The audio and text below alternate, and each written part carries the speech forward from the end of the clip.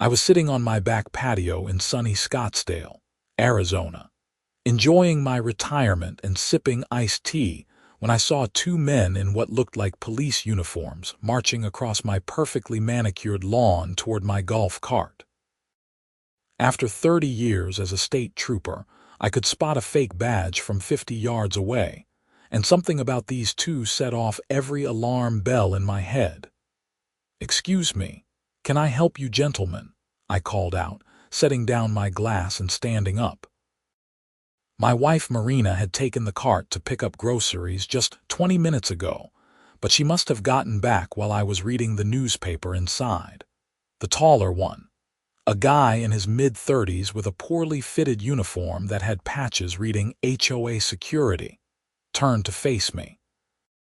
"Sir, we're here to confiscate this vehicle.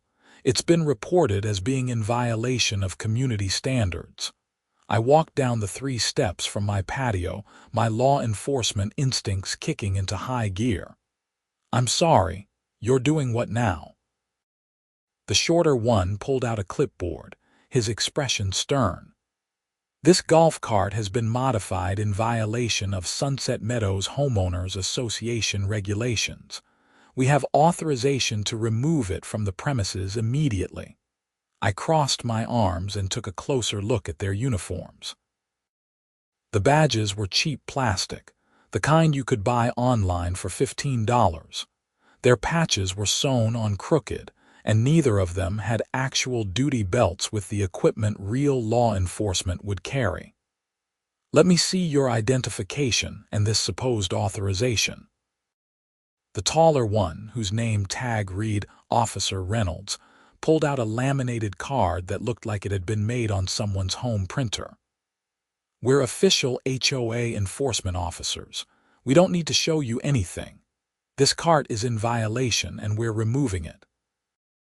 "Hold on right there," I said, my voice taking on the authoritative tone that had served me well during 3 decades of traffic stops and criminal investigations. "You're not officers of anything. You're private citizens on my property, and that golf cart isn't going anywhere." The shorter one, whose badge said Officer Martinez, stepped closer to the cart. "Sir, you need to step back. We have legal authority here." That's when I pulled out my phone and started recording. "No, you don't. I'm Yves Livingston, retired Arizona State Trooper, and I know exactly what legal authority looks like. This isn't it." Reynolds' face flushed red. "We're acting on direct orders from the HOA board. If you interfere, we'll have you cited for obstruction." I almost laughed. "Obstruction of what?" "You're not law enforcement. You're 2 guys in costumes pretending to be something you're not, which, by the way, is a crime in Arizona. It's called impersonating a peace officer, and it carries some serious penalties." Martinez pulled out his phone. "I'm calling our supervisor." "You do that," I said, still recording. "And while you're at it, I'll be calling the actual police." That's when my wife Marina came out of the house, her arms full of grocery bags. She took one look at the scene and her eyes went wide. "Eve, what's going on?" "These 2 gentlemen were about to steal your golf cart, honey," I said calmly. "They claim they're HOA enforcement officers." Marina, who had lived through enough of my police stories to know exactly what was happening, set down her groceries and pulled out her own phone. "The golf cart I just drove back from Trader Joe's. The one that's been parked in our driveway for 3 years without a single complaint." Reynolds shifted uncomfortably. "Madam, the cart has unauthorized modifications. Blue underglow lights, custom seat covers, and a modified horn. All violations of Section 12.4 of the HOA bylaws." "Those lights came with the cart when we bought it," Marina said. "And the seat covers were a Christmas gift from our daughter." I dialed 911, keeping my eyes on the 2 fake officers. "Yeah, hi. This is Yves Livingston at 847 Desert Bloom Drive in Sunset Meadows. I need to report 2 individuals impersonating law enforcement officers. They're currently on my property attempting to seize personal property. Reynolds and Martinez exchanged nervous glances. The dispatcher recognized my name immediately, as I had worked closely with Scottsdale PD during my career. "Eve, it's Sarah. Units are rolling now. Eat a 3 minutes. Thanks, Sarah. I'll keep them here." I ended the call and looked at the two men. "Real police are on their way. I suggest you both stay right where you are." Martinez made a move toward a white van parked at the curb, but I stepped into his path. "I wouldn't recommend leaving the scene. That adds fleeing to your charges." "We haven't done anything illegal," Reynolds protested, but his voice wavered. "We're authorized by the HOA. The HOA doesn't have the authority to create fake police officers," I said. "Let me guess. Someone on the board decided they wanted more enforcement power, so they bought you uniforms and badges and told you to go around intimidating residents." The look on Reynolds' face told me I had hit the nail on the head. Before he could respond, I heard sirens approaching. 2 Scottsdale Police Department patrol cars pulled up, and 4 officers I recognized immediately stepped out. "Eve," Officer Brad Cameron said, walking up with his hand extended. "Heard you were having some trouble. Brad, good to see you." I shook his hand and gestured to Reynolds and Martinez. These two showed up claiming to be HOA enforcement officers. They were attempting to confiscate my wife's golf cart. "Take a look at their uniforms and badges." Brad and his partner, Officer Jennifer Hayes, examined the two men while the other 2 officers took statements from Marina and me.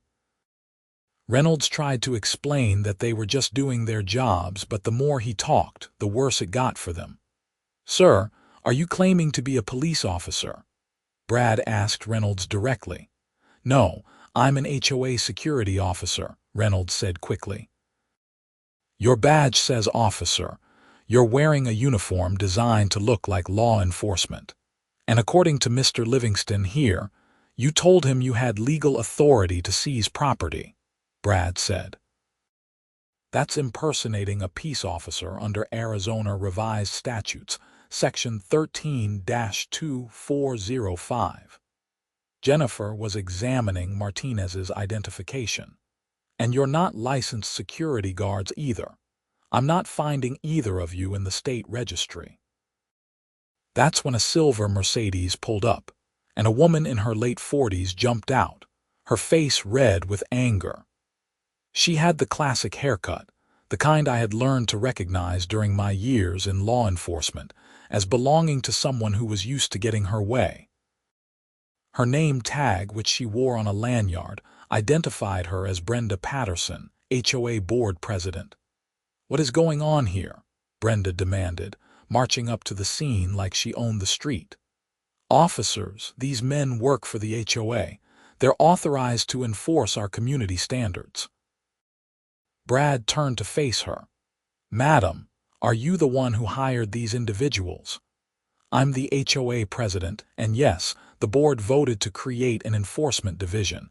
These are our first 2 officers." "Did you provide them with these uniforms and badges?" Jennifer asked. Brenda lifted her chin defiantly. "Yes, we needed a way to ensure residents comply with our regulations. This community has standards." I could see Brad trying to maintain his professional composure. "Madam, you can't create fake police officers. This is impersonation of a peace officer, which is a Class 6 felony in Arizona." "They're not fake police officers," Brenda snapped. "They're HOA enforcement officers. It's completely different." "It's not different when they're wearing badges and uniforms designed to look like law enforcement," I interjected. "You've put these men in a position where they're committing crimes on behalf of the HOA." Brenda turned her glare on me.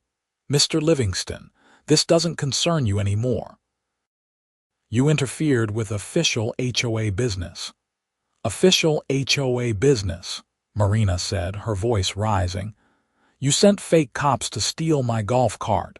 It's not theft, it's confiscation," Brenda insisted. Your vehicle is in violation of community standards. The board has the authority to remove non-compliant items from the property. Brad pulled out his notepad. Madam, I need to see this supposed authority. Show me in your HOA documents where it says you can seize residents' property. Brenda pulled out her phone and started scrolling through it with angry jabs of her finger. It's in the bylaws. Section 12 covers vehicle regulations. And does Section 12 give you the right to take vehicles without due process? I asked.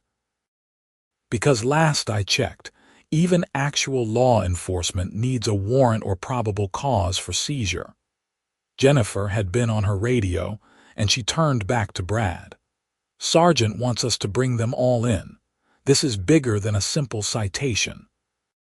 Reynolds and Martinez were handcuffed and placed in the back of one patrol car, while Brad explained to Brenda that she needed to come down to the station to answer questions about the HOA's enforcement program. She was furious, insisting that she had done nothing wrong and that the HOA's attorney would have all of them fired. Madam, you can call your attorney from the station, Brad said calmly. But right now, we're investigating potential felony charges. You can cooperate or I can arrest you for obstruction. That shut her up, though she continued to glare at everyone as Jennifer escorted her to the second patrol car. Before they left, Brad turned to me. Eve, we're going to need detailed statements from both of you. Can you come down tomorrow morning? Absolutely, I said.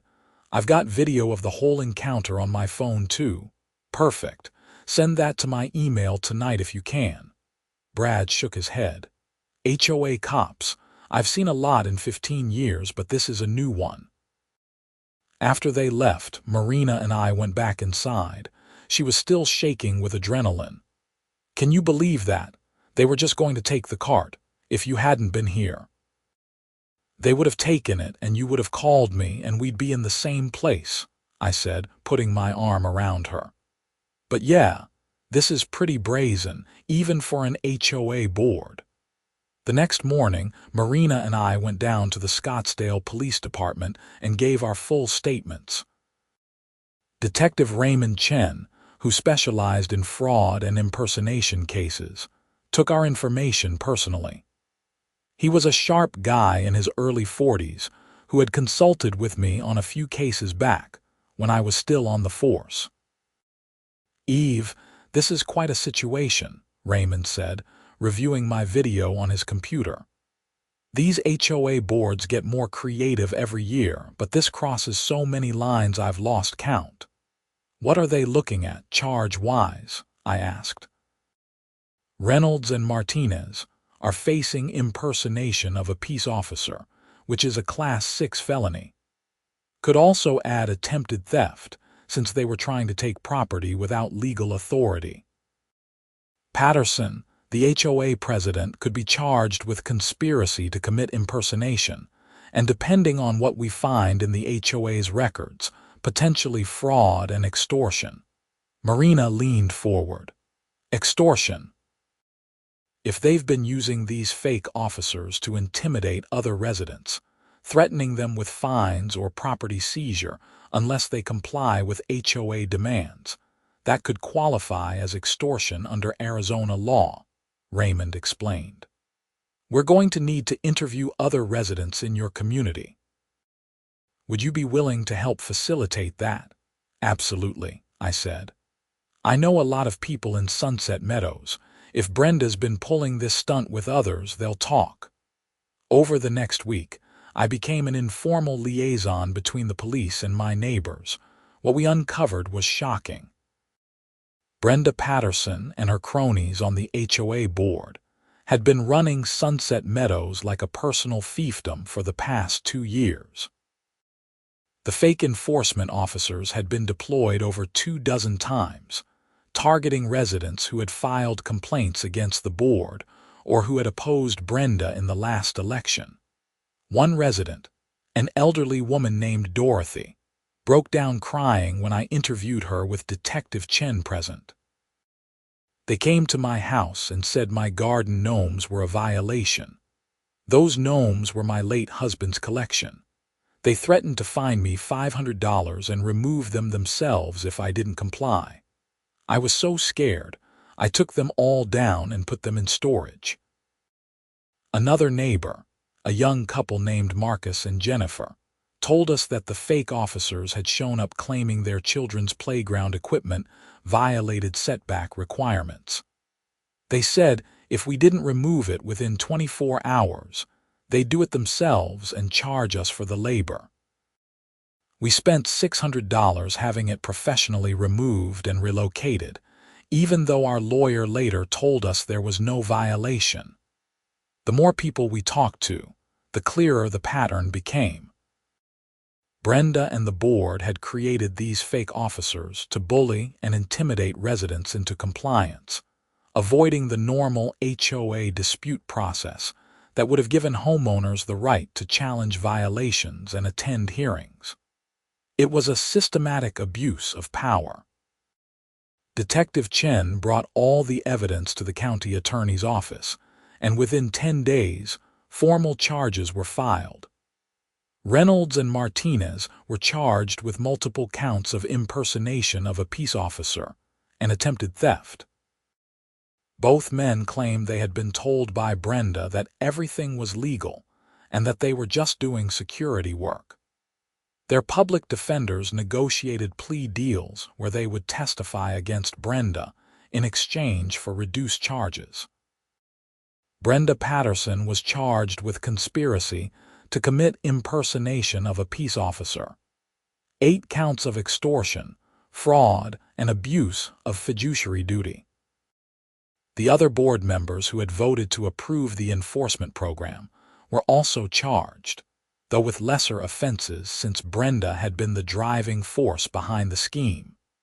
The preliminary hearing was held in late June at the Maricopa County Superior Court in Phoenix.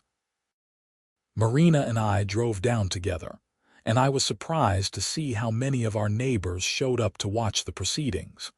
The courtroom was packed. Brenda's attorney, a slick guy in an expensive suit named Gerald Morrison, tried to argue that the charges were overblown and that his client had simply been trying to enforce legitimate HOA rules. But when the prosecution, led by Assistant County Attorney Lisa Chen, played my video showing Reynolds and Martinez in their fake uniforms claiming to have legal authority to seize property, the judge's expression said it all. Judge Patricia Warren was a no-nonsense woman in her 60s with a reputation for being tough on white-collar crime. She interrupted Morrison's argument several times, asking pointed questions about where the HOA board had gotten the authority to create law enforcement officers. "Your Honor, they weren't law enforcement officers," Morrison protested. "They were simply security personnel.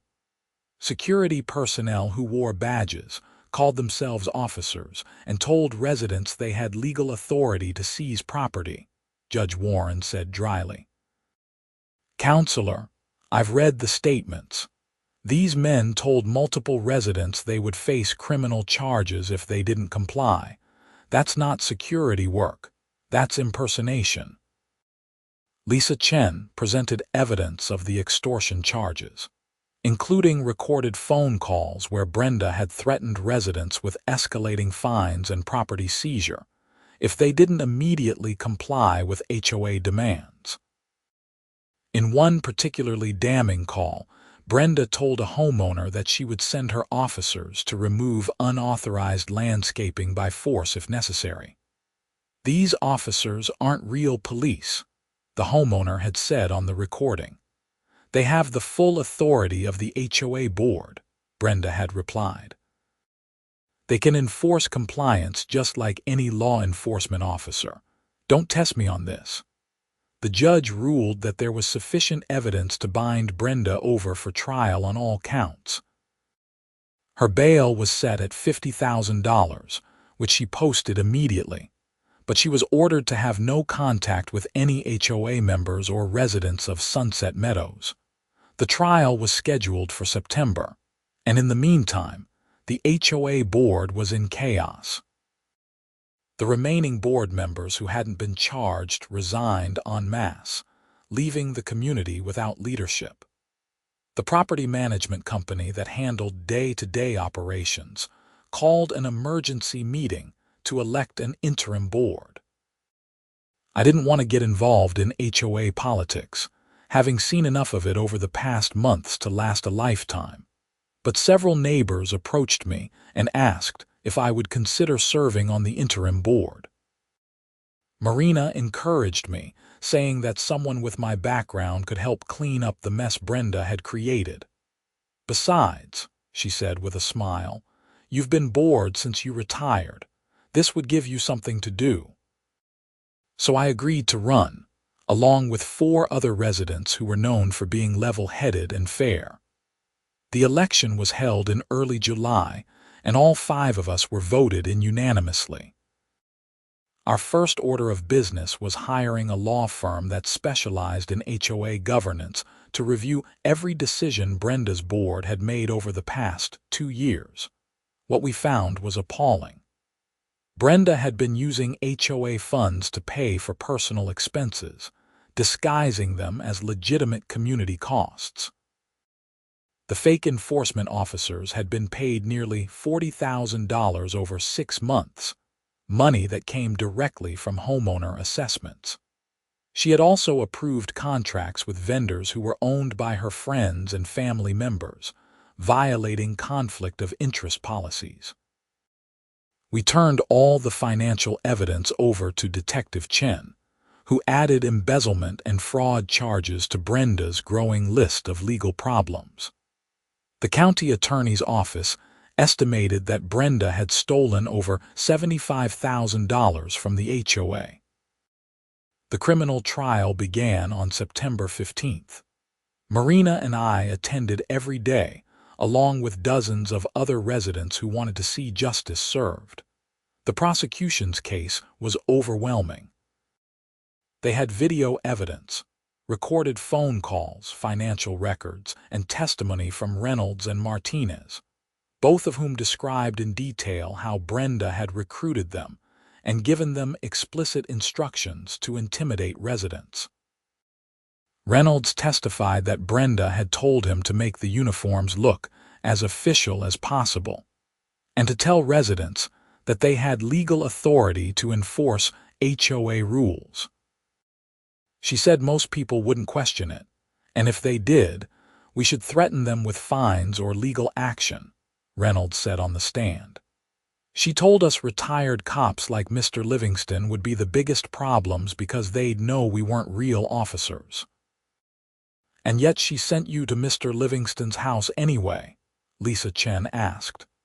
Yes, she said he'd been complaining about the board and she wanted to make an example of him, Reynolds admitted. She was really angry about his golf cart because he'd taken pictures of her parking her car in a fire lane and sent them to the fire marshal. That was news to me, though I had sent those photos. Brenda had been consistently parking her Mercedes in front of a fire hydrant, blocking emergency access to an entire cul-de-sac. The fire marshal had fined her $500 and threatened to tow her car if it happened again. I hadn't realized that had been the trigger for her sending the fake cops after me. Martinez testified next, corroborating Reynolds' account, and adding that Brenda had promised them bonuses based on how many violations they could enforce.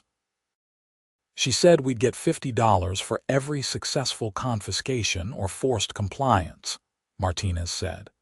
It was like commission-based intimidation. The defense tried to paint Brenda as a well-meaning community leader who had made some mistakes in judgment, but Judge Warren wasn't buying it. When Morrison attempted to argue that HOA boards needed strong enforcement mechanisms, the judge cut him off. Mr. Morrison, there's a difference between strong enforcement and criminal conduct, Judge Warren said sharply. Your client created fake police officers, stole from her neighbors, and systematically abused her position of trust. This isn't a case of overzealous community management. This is organized criminal activity. The jury deliberated for less than 4 hours.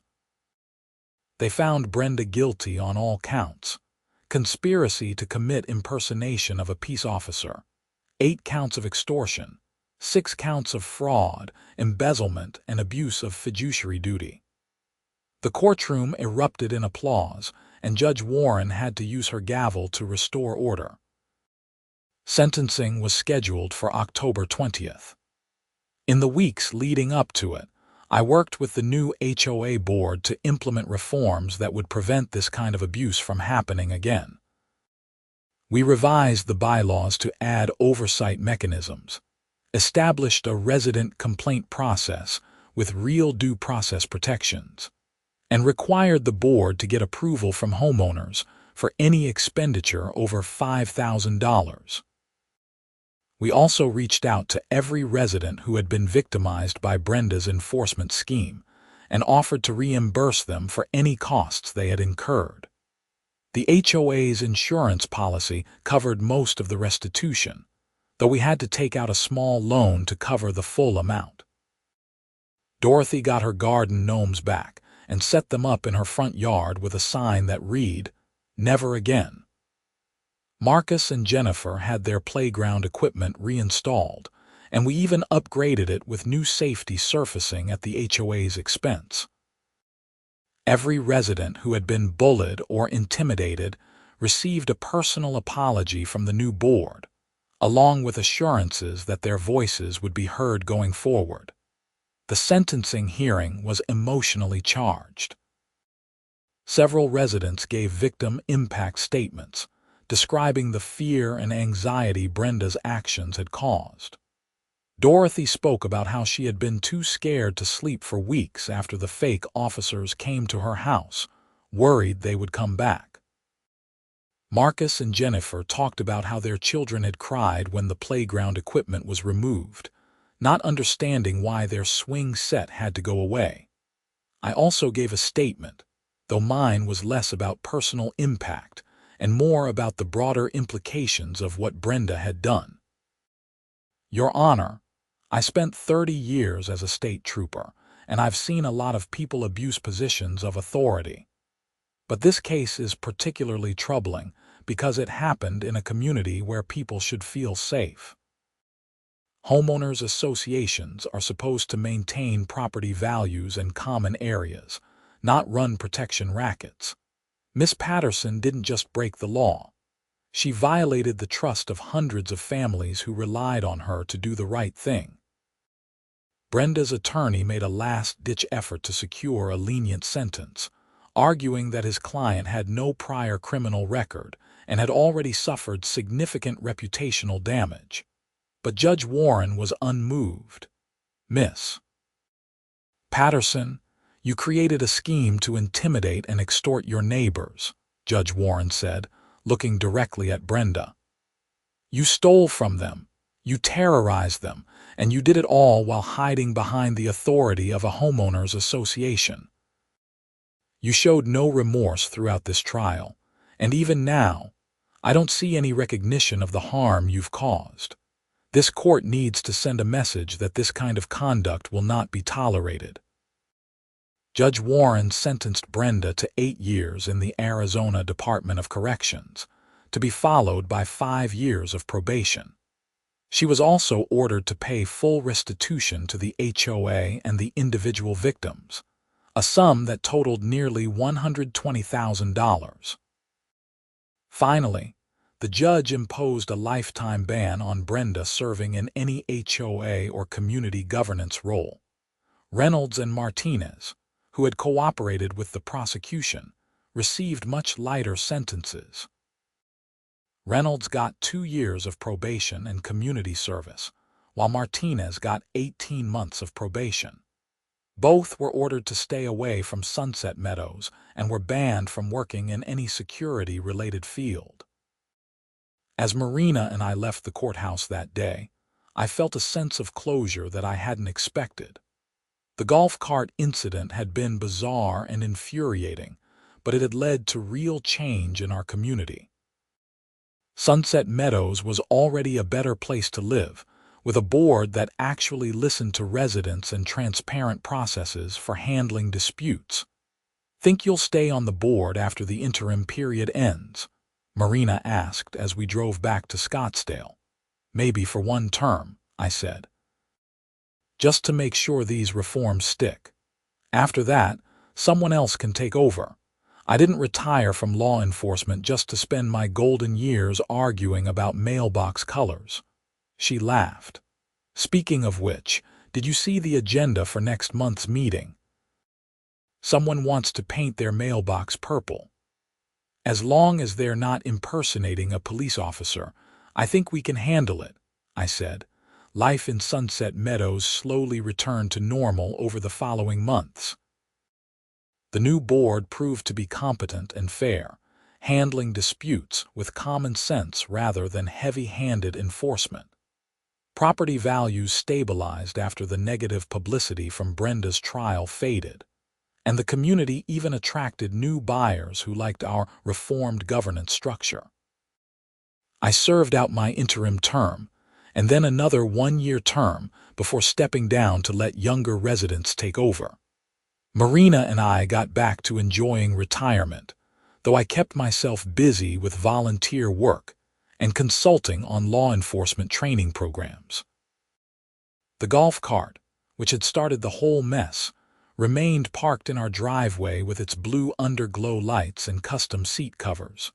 Occasionally, neighbors would joke about it being the most famous golf cart in Scottsdale, the one that brought down an HOA board. I didn't mind the teasing. If anything, it was a reminder that standing up to bullies, even ones hiding behind official-sounding titles and fake badges, was always worth it. One afternoon in late November, almost 6 months after Brenda's sentencing, I was washing the golf cart when a car pulled up and a young man in his 20s got out. He was wearing a suit and carrying a briefcase. "Mr. Livingston?" he asked. "That's me. My name is David Harper. I'm a reporter with the Arizona Republic. I'm doing a series on HOA abuses in the Phoenix metro area, and I'd like to talk to you about what happened here in Sunset Meadows." I hesitated. I had avoided media attention during the trial, not wanting to turn the situation into a circus. But if sharing our story could help other homeowners stand up to corrupt HOA boards, maybe it was worth it. "Let me get my wife," I said. "She's part of this story too." David spent 2 hours interviewing Marina and me, along with several other residents. His article ran a few weeks later as part of a 3-part series exposing HOA corruption across Arizona. It detailed our case along with several others, and it sparked a legislative push for stronger HOA regulations and oversight. By the spring of the following year, the Arizona state legislature had passed new laws requiring HOA boards to carry liability insurance, submit to regular audits, and provide homeowners with enhanced due process rights before imposing fines or taking enforcement action. The laws also made it explicitly illegal for HOAs to create any kind of enforcement personnel who could be confused with law enforcement, closing the loophole that Brenda had tried to exploit. Governor Katie Hobbs invited me to the signing ceremony, and I brought Marina along.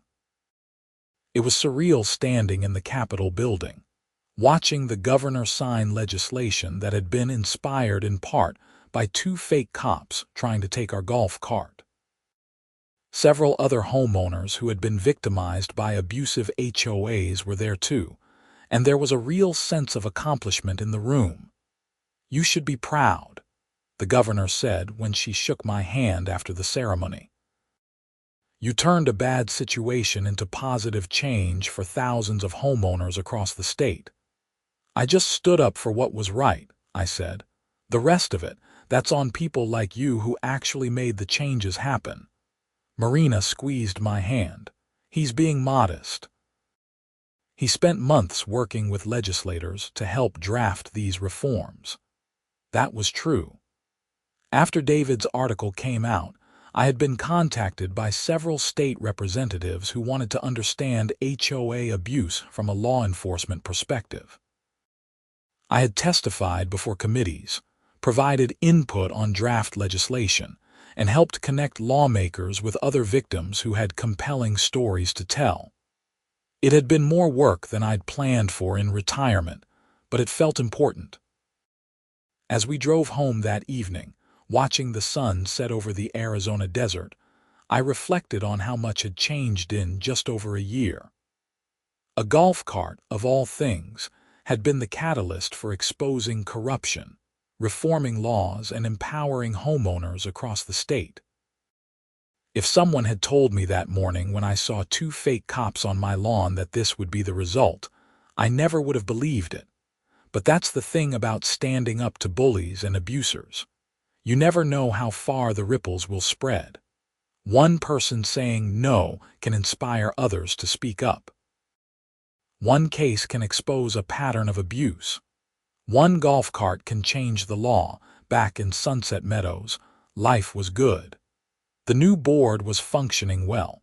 Disputes were handled fairly, and residents actually looked forward to community events instead of dreading HOA interactions.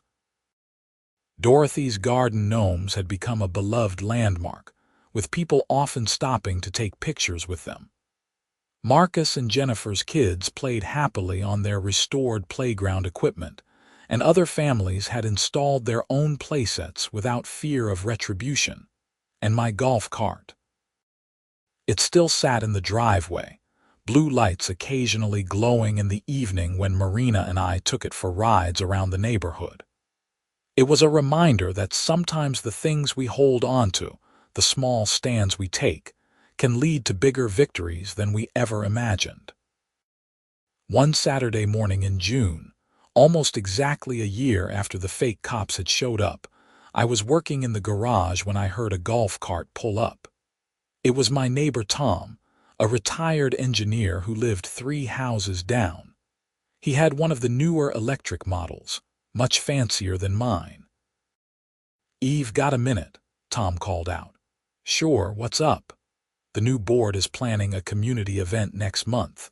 We thought it would be fun to have a golf cart parade, showing off everyone's carts and celebrating how far we've come. Would you and Marina be interested in leading it?" I thought about Brenda Patterson sitting in a prison cell, about Reynolds and Martinez learning the hard way that impersonating officers wasn't a victimless crime, about all the neighbors who had found their voices and reclaimed their community. A golf cart parade sounded perfect.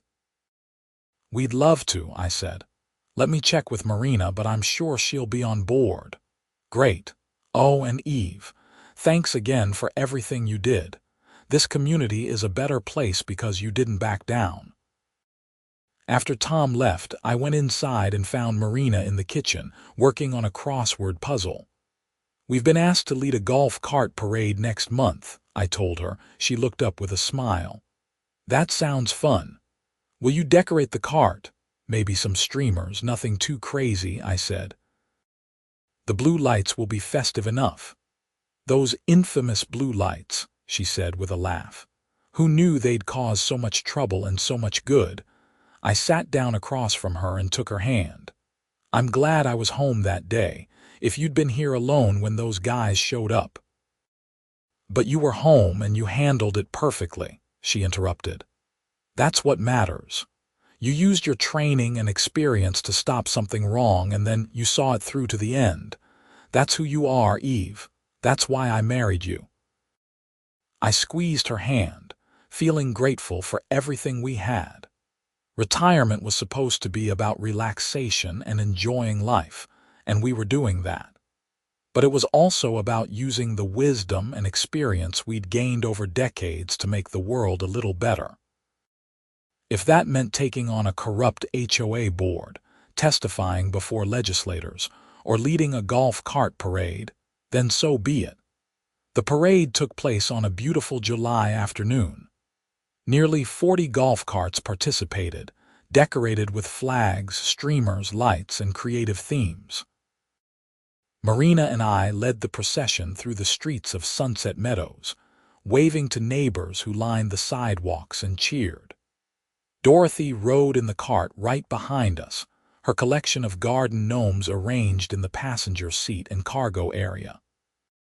At the end of the parade route, the community gathered in the park for a barbecue.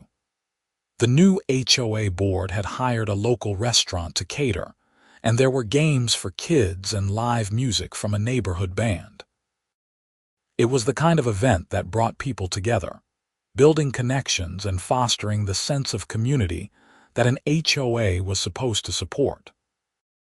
As I stood there with a plate of ribs and potato salad, watching children run around playing tag while adults chatted and laughed, I realized this was what Sunset Meadows should have always been. A place where people looked out for each other, where disputes were handled with respect and fairness, where leaders served rather than ruled. The incident with the fake HOA police had been shocking and infuriating, but it had forced the community to confront problems that had been festering for years. Brenda Patterson's downfall had created space for new leadership and new ideas. The legal reforms that followed had protected countless other homeowners from similar abuse. And through it all, a simple golf cart with blue underglow lights had become a symbol of resistance and justice. Detective Raymond Chen stopped by the barbecue with his family, and we spent some time catching up. He told me that the case had become a teaching example at the police academy, used to illustrate how citizens can work with law enforcement to combat fraud and corruption. "You handled that situation perfectly," Raymond said. "You stayed calm, documented everything, and cooperated fully with the investigation. That's the model for how these things should work." "I had good training," I said. 30 years with the state troopers teaches you a few things." "It's more than that," Raymond insisted. "A lot of people would have just filed a complaint and let it go. You saw the bigger picture and pursued justice not just for yourself, but for all your neighbors. That's what made the difference." As the sun began to set and the party wound down, Marina and I drove our golf cart back home. The blue lights glowed softly in the twilight, and I could hear the modified horn playing a cheerful melody as kids waved goodbye. "This was a good day," Marina said, leaning her head on my shoulder as I drove. "It was," I agreed. "A really good day." We pulled into our driveway and sat there for a moment, neither of us in a hurry to get out. The house looked warm and inviting, the product of decades of work and care. The neighborhood was quiet and peaceful the way it should be. And the golf cart, that troublemaking golf cart that had started everything, sat beneath us like a trusty steed that had carried us through battle. "You know what I think," Marina said. "What's that?" "I think we should keep this cart forever.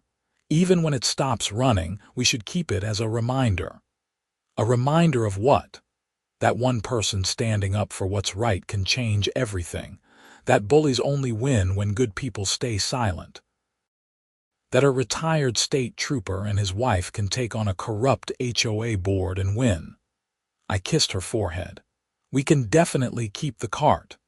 We went inside, and I made us both cups of tea while Marina found a movie for us to watch. It was a simple evening, the kind that retirement was supposed to be full of. But it was also special, because we both knew how lucky we were to live in a community that had found its way back from the brink. The next morning, I woke up to find an email from David Harper, the reporter who had written the series on HOA abuses. He wanted to do a follow-up story on the golf cart parade and the positive changes in Sunset Meadows. I wrote back agreeing to an interview, thinking that good news deserved to be shared just as much as the bad. But first, I had something else to do. I grabbed my keys and headed out to the garage where the golf cart waited. I pulled out my phone and took a picture of it, blue lights and all, and sent it to my daughter Emily with a caption, "The cart that changed everything. Love you, kiddo." She wrote back immediately, "Dad, I still can't believe you had to arrest HOA people. That's insane, but I'm proud of you. Those seat covers I gave you caused quite a stir." I smiled and put the phone away. Emily was right. Those seat covers, along with the blue lights and modified horn, had technically been violations of Brenda's made-up rules. But they had also been the excuse she needed to target me, and that had been her fatal mistake. She had gone after someone who knew the law, who understood evidence and procedure, and who wasn't afraid to push back. The irony wasn't lost on me. Brenda had wanted to make an example of me, to show the community what happened when you crossed the HOA board. Instead, I had made an example of her, showing what happened when HOA leaders abused their power and broke the law. Over the following months, I stayed involved in HOA reform efforts at the state level, joining a coalition of homeowners and advocates pushing for even stronger protections. We worked on legislation to make it easier for residents to recall abusive board members, to require HOAs to carry insurance that would cover victims of board misconduct, and to establish an ombudsman office where homeowners could report problems without fear of retaliation. Not all of our proposals made it through the legislature, but enough did that Arizona became a national model for HOA accountability. I was invited to speak at conferences in other states, sharing our story and encouraging other homeowners to organize and demand better governance. Through it all, Marina was my constant supporter and occasional voice of reason. When I got too fired up about a particular issue, she'd remind me to pace myself and not burn out. When I doubted whether my efforts were making a difference, she'd show me letters and emails from homeowners across the country who had been inspired by our story. "You're a troublemaker, Yves Livingston," she'd say with a smile. "A retired state trooper turned HOA revolutionary. Who would have thought? All I wanted was a quiet retirement," I'd reply, though we both knew I was happier staying involved in meaningful work. The 1-year anniversary of Brenda's sentencing came and went without much fanfare. By then, she was just a footnote in Sunset Meadows' history, a cautionary tale about what happens when leaders forget they're supposed to serve. The community had moved forward, thriving under leadership that actually cared about residents rather than power and control. My second term on the HOA board ended, and I declined to run for a third, feeling that it was time for others to take the reins. I had done what I'd set out to do: stabilize the community, implement reforms, and create a culture of transparency and accountability. The new board that took over was young, energetic, and committed to continuing the good work. At my final board meeting, the other members presented Marina and me with a plaque that read, "In recognition of extraordinary service to the Sunset Meadows community. Your courage and leadership transformed our neighborhood and inspired reform across Arizona." It was a nice gesture, though I told them it wasn't necessary. The real reward was seeing the community flourish, watching neighbors who had been afraid and intimidated rediscover their voices and their confidence. As Marina and I settled into true retirement, freed from HOA responsibilities and legislative advocacy, we found ourselves with time to travel and pursue hobbies we'd neglected for years. But we never forgot what we'd learned from the golf cart incident and its aftermath. We learned that authority, even in something as mundane as a homeowners association, can be abused if there are no checks and balances. We learned that ordinary people can make extraordinary differences when they stand up for what's right. We learned that the legal system, for all its flaws, can deliver justice when citizens engage with it properly. And we learned that a golf cart with blue underglow lights can be more than just transportation. It can be a symbol of resistance, a catalyst for change, and a reminder that sometimes the smallest things lead to the biggest victories. Years later, when people ask me about my retirement, I tell them about the golf cart, the fake cops, the corrupt HOA president, and the reforms that followed. Some found it funny, others found it inspiring, but everyone agreed it was one hell of a story. And every time I drove that golf cart around the neighborhood, blue lights glowing in the desert twilight, I'd remember the day two men in fake uniforms tried to take it away. I'd remember standing my ground, calling real police, and starting a chain of events that changed not just my community, but the entire state. That golf cart never broke down. It kept running year after year, reliable and true, carrying Marina and me through countless neighborhood drives and community events. We added more decorations over time, including a small plaque on the dashboard that read, "Defended by a state trooper, reformed by a community." It was the perfect summary of everything that had happened. One person's stand, amplified by a community's courage, leading to real and lasting change. That's the power of refusing to be intimidated, of knowing your rights, and of holding corrupt officials accountable. And it all started with two fake cops, a golf cart, and a retired state trooper who knew exactly what to do when confronted with illegal impersonation of law enforcement. Some people might call it luck. I call it justice. And in the end, justice prevailed, just as it should. Sunset Meadows became known throughout Arizona as the community that had faced down corruption and emerged stronger. Prospective homebuyers specifically sought out properties in our neighborhood because of our reformed governance structure and engaged residents. Property values increased, not despite the scandal, but because of how we'd handled it. Brenda Patterson remained in prison, working in the facility's library and reportedly still insisting she'd done nothing wrong. I didn't waste much time thinking about her. She had made her choices, and now she was living with the consequences.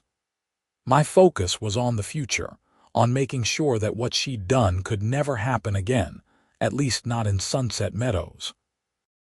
The golf cart sits in my driveway as I write this, a constant reminder of where we've been and how far we've come.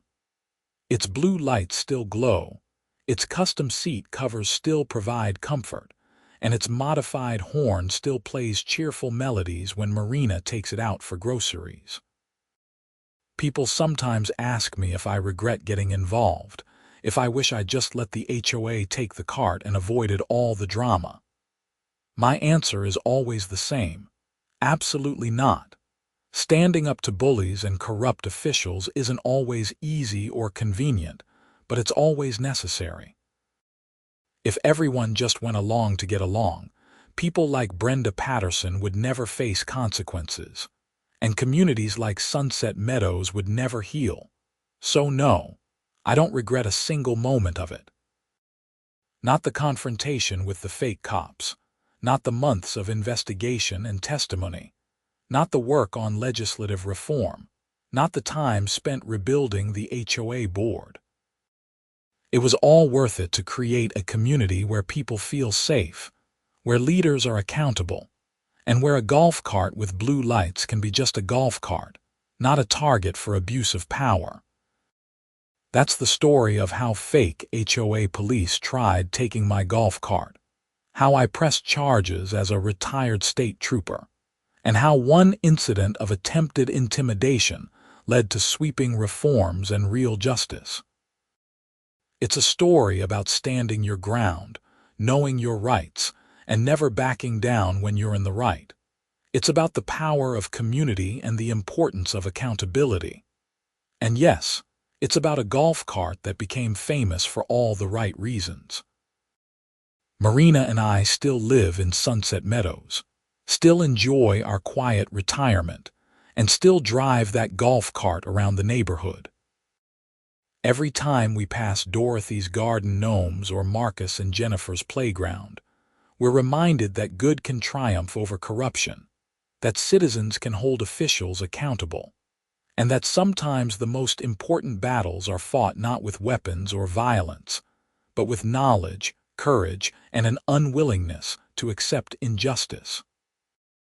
The blue lights on our golf cart glow a little brighter these days, or maybe that's just my imagination. Either way, they serve as a beacon for anyone facing similar situations. Stand up, speak out, and never let bullies in positions of authority intimidate you into silence. The law is on the side of the righteous, and justice, though sometimes slow, eventually prevails.